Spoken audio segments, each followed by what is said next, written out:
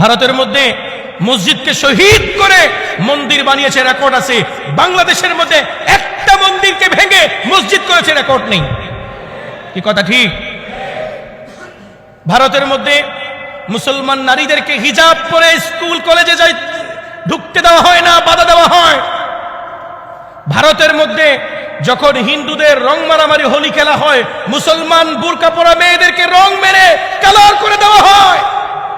কিন্তু বাংলাদেশে কোনদিন কোন হিন্দু বোনদেরকে জোর করে গরুর গোশত খাইয়েছে এমন কোন রেকর্ড বাংলাদেশের ইতিহাসে নাই, ঠিক কিনা? এই জুলুম বাংলাদেশের মানুষ করে না। বাংলাদেশের মানুষকে ভারতের মিডিয়াদেরকে সম্প্রীতি শিখাতে হবে না। সম্প্রীতি বাংলাদেশের কাছ থেকে ভারতের আরো 200 বছর শিখা লাগবে, ঠিক কিনা?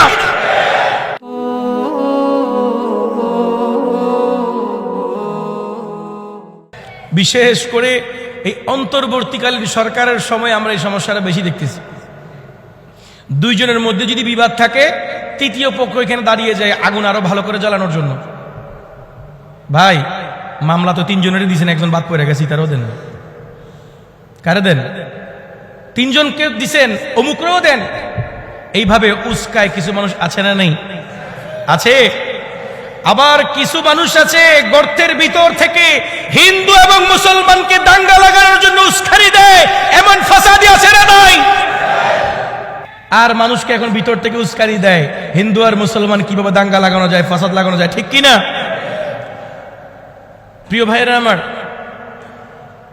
ইসকন দিয়ে আমাদেরকে এখন সাম্প্রদায়িক দাঙ্গা বাজানোর চেষ্টা করা হচ্ছে। সবাই সচেতন থাকতে হবে, সবাইকে সচেতন ভূমিকা পালন করতে হবে। এই বাংলাদেশ হলো সাম্প্রদায়িক সম্প্রীতির দেশ। এই বাংলাদেশের মধ্যে সাম্প্রদায়িক দাঙ্গা নিয়ে যারা খেলাধুলা করেছে, যারা সংখ্যালঘুদেরকে নিয়ে রাজনীতি করেছে, এমন রাজনীতিও আমরা আর দেখতে চাই। আমরা কখনো সংখ্যালঘু হিন্দু ভাইদেরকে আমাদের দাবার গুটি হিসাবে দেখতে চাই না, ঠিক কিনা? আমরা দেখতে চাই মুসলমানরা 92% মুসলমান যেইভাবে তাদের অধিকার নিয়ে দেশে বসবাস করে, হিন্দু ভাইরাও তাদের অধিকার নিয়ে দেশে বসবাস করবে। আমরা এমন সোনার বাংলা চাই, ঠিক কিনা? কেন হিন্দু ভাইদেরকে তাদের অধিকারের জন্য আন্দোলন করতে হবে? কেন আন্দোলন করতে হবে? হিন্দু ভাইদেরকে বাংলাদেশের মধ্যে যেই পরিমাণ অধিকার দেওয়া হয়েছে, তার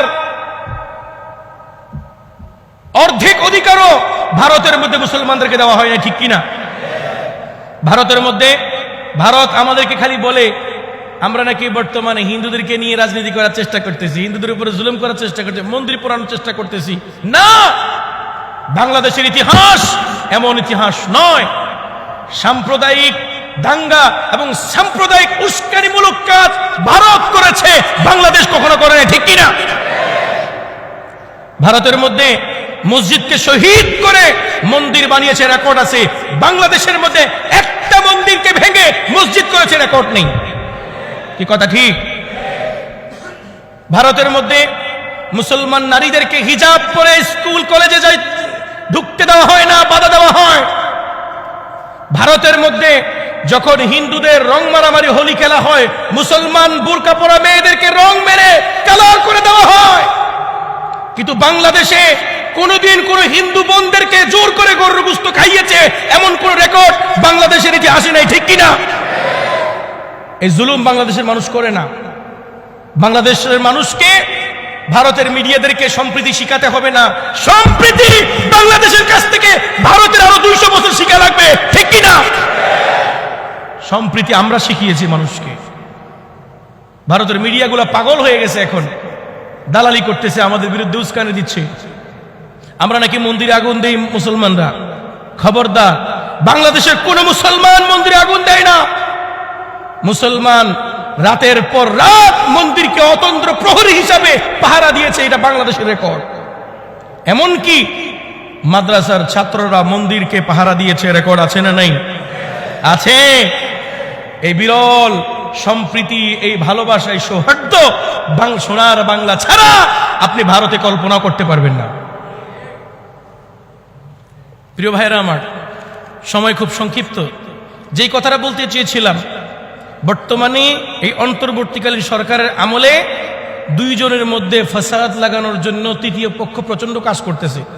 এটা রাষ্ট্রীয় পর্যায়েও, একেবারে ব্যক্তি পর্যায়েও। আমাদের সবাইকে সজাগ দৃষ্টি রাখতে হবে, চেষ্টা করতে হবে পূর্বে যে জুলুমগুলো হয়েছে একই জুলুমগুলোর জন্য পুনরাবৃত্তি না হয়। তাইলে আমিও জালেম হয়ে যাব। আমি কি হয়ে যাব? জালেম হয়ে যাব। কারো উপরে জুলুম করব না, কাউকে না জেনে না শুনে অন্যায়ভাবে মিথ্যা মামলায় জড়িত করব না। মনে থাকবে তো ইনশাআল্লাহ। এবং আমার যদি কোনো সমস্যা থাকে মিটমাট করার চেষ্টা করব, বসে মিটমাট করার চেষ্টা করব। এটাকে আমরা আবার উস্কিয়ে দিব না, আমরা এখানে পেট্রোল আর ঘি ডালবো না। মনে থাকবে ইনশাআল্লাহ।